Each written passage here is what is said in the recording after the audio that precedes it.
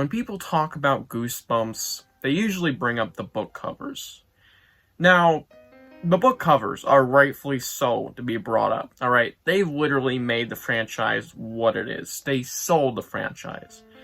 They are the franchise, besides, of course, the contents of the book, which is like half of it. And the TV show. And a lot of other things, but you get the idea. And on this channel, I don't feel like I give the covers enough love. And of course, obviously, I do talk about them from now and then. You know, I bring them up. I say, oh yeah, also this book is a great cover in some of my reviews, or I'm like, oh, also great cover when I'm showing a book. Or sometimes I do cover rankings, even though those aren't very often. Or maybe I'll do something like this. And yeah, today we're doing a top 5 Goosebumps covers, because I just want to glaze some covers today. This is a video I've been wanting to do for a while. I could have done top 10, but honestly, I don't know how I'd pick. Top 5 was already really hard, because there's so many great art pieces out there, but I feel like they just can't scratch my top 10, but they just can't at the same time. So top 5 is just simpler. Like, what are my all-time faves? These are the book covers that I think of when it comes to Goosebumps. These define Goosebumps for me, just to give you an idea of what I think it is. These are Goosebumps. These are literally Goosebumps for me. This is Goosebumps. When I think of Goosebumps, this is Goosebumps.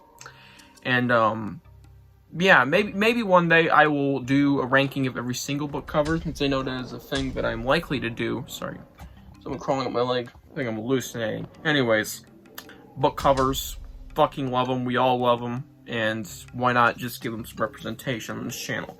So we're doing a top 5, and these have no criteria, just book covers.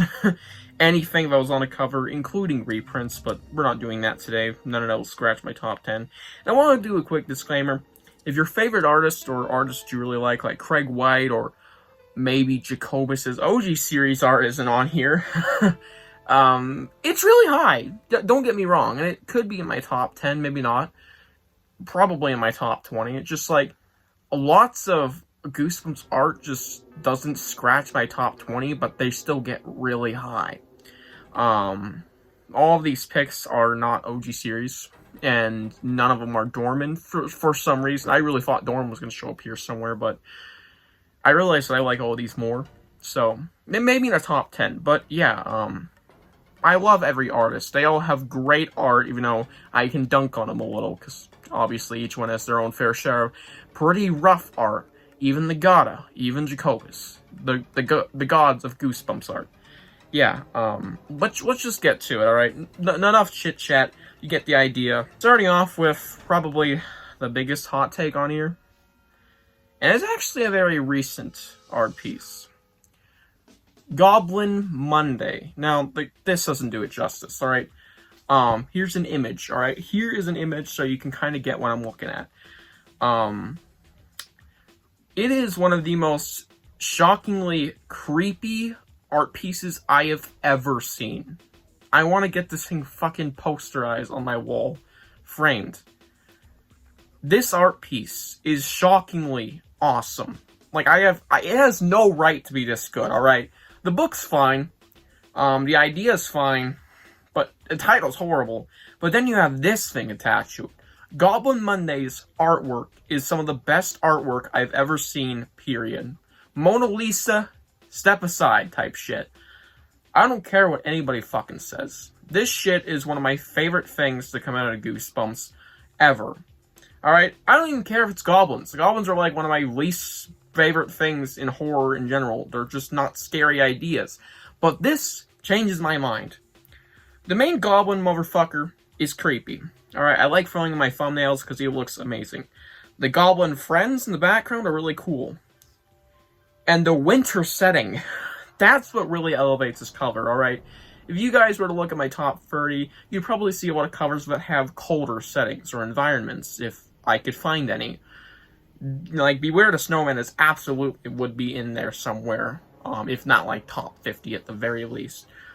Anything with snow, I am almost a dick sucker for immediately. So this super rich atmosphere of this super snowy forest with the pine trees everywhere is incredible. And the fading into darkness in the background with these Goblin slowly getting darker. Looks just phenomenal. Alright, the lighting here is perfect. It feels like you're looking like with a flashlight and you just randomly turn and there's these goblins here. It's so creepy. And my favorite part about this is actually the sky. It has this early morning glow, like, not too early, but also not too, like, oh, the sun's rising. No, it's like 3:40 a.m. type shit. Like, it is turning morning soon, you can tell. And it's so awesome. It even has the warped effect thrown in there. It is seriously one of the most insane art pieces ever in Goosebumps. And I wish it was blazed a little more. I want this thing on my wall. Alright, you're not going to hear that a lot in this video, because I got it out now, but you get the idea. So that was my 5th favorite. Next up is actually a GYG. Yeah, GYG speed up every single OG series. This beats every single OG series cover. All of these do. The Twisted Tale of Tiki Island. Now you might be shocked, because I've said this multiple times in the past, that this was my all-time favorite cover art. I think it was the absolute best. And I still hold by that. It's one of the best of all time. Don't get me wrong. But just, when I look at these new ones, sorry, not new ones, but these next ones, they really hold the test of time. They're awesome. I think I slightly prefer them, but I can't prefer Goblin Monday over Tiki Island, which I'm showing an image of right now. The Twisted Tale of Tiki Island has everything I want in a Goosebumps cover. It has great effects. The water looks awesome. It looks just cartoony enough and just scary enough to be literally like Jacobus, but not really. You know, it has its own unique art style, Jacobus, while looking similar, which I love. It has an awesome warped effect in the background. There's a volcano. There's an awesome looking sky. And yeah, giant octopus monster. Wowzers. I fucking love this cover art. I've said it a lot in the past. This is my all-time favorite. And whilst it isn't anymore, it is still absolutely a top fiver. It has great setting. It has a giant octopus monster, which looks awesome. I really love the look of that thing. And just has this really awesome detail. Alright? Really, really love this cover art. Now this next one. This is a very popular pick for people. And, might just spoiled it by that, because that's how popular this one is. But this book is not only popular for its cover art, but also being a relatively well-liked story and popular title from Series 2000, because we're finally digging into those, unshockingly enough. And that is Attack the Graveyard Ghouls. You know, it just wouldn't be a top 5 Goosebumps cover arts without Attack the Graveyard Ghouls to show up here. It's gory. It's literally a gory Goosebumps cover art with these disgusting, decayed, ripped up, bleeding zombies crawling out of the grave in this foggy, dark, somber atmosphere. It is fantastic. The sky looks amazing with all this almost smoky stuff in there. The dead trees, the fog looks awesome. The zombies in Pacific are incredible looking. And the detail. This is probably the most rich in detail cover art in all of Goosebumps. What can't be said about Attack the Graveyard Ghouls?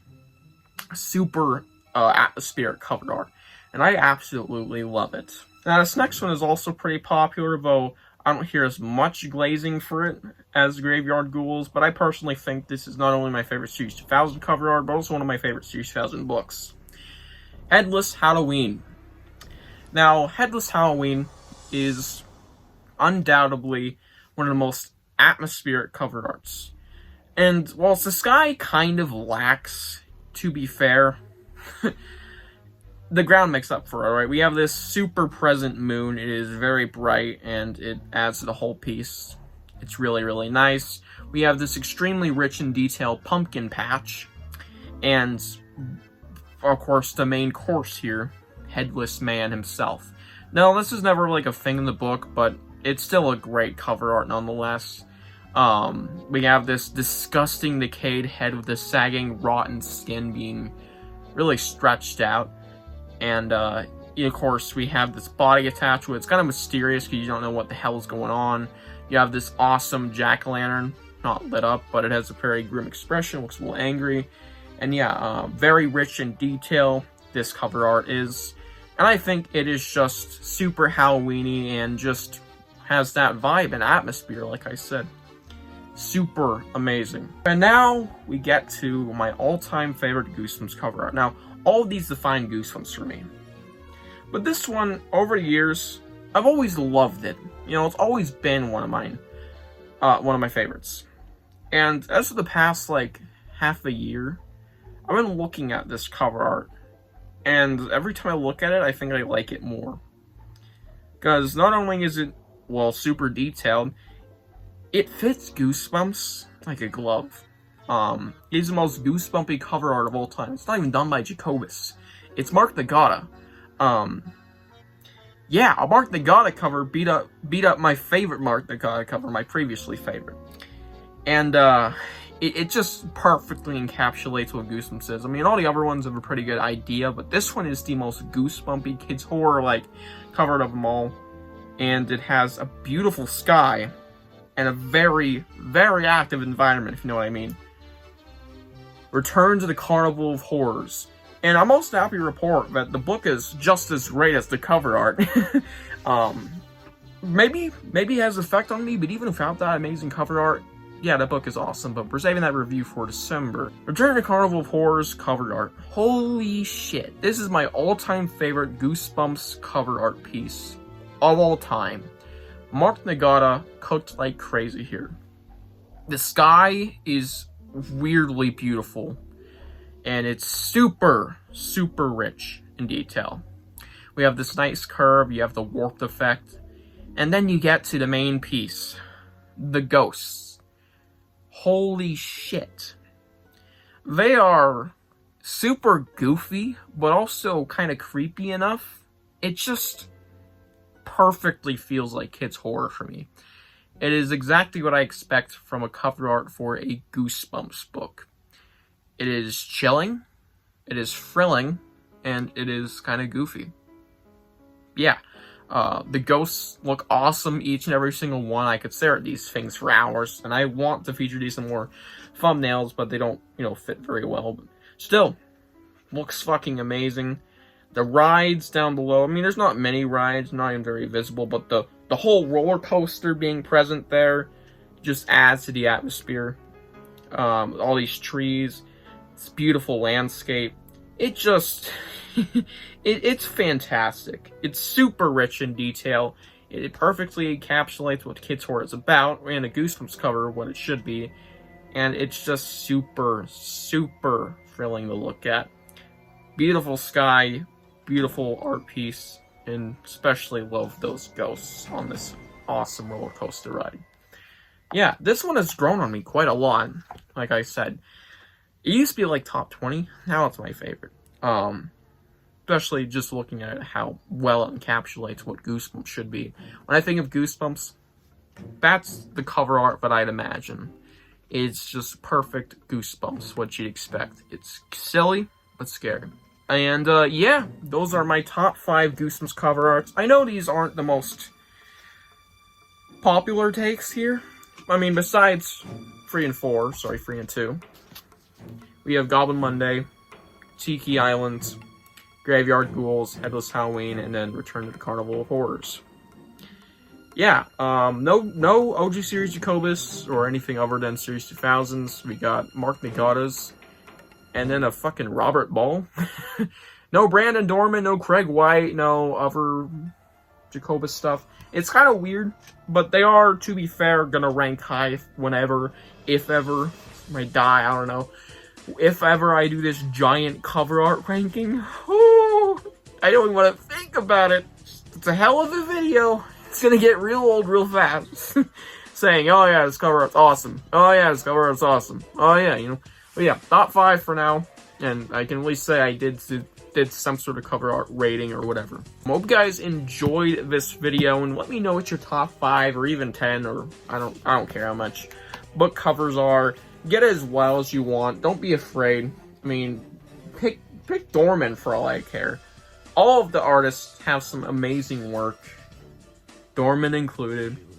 Even Jim Thiessen has some great stuff.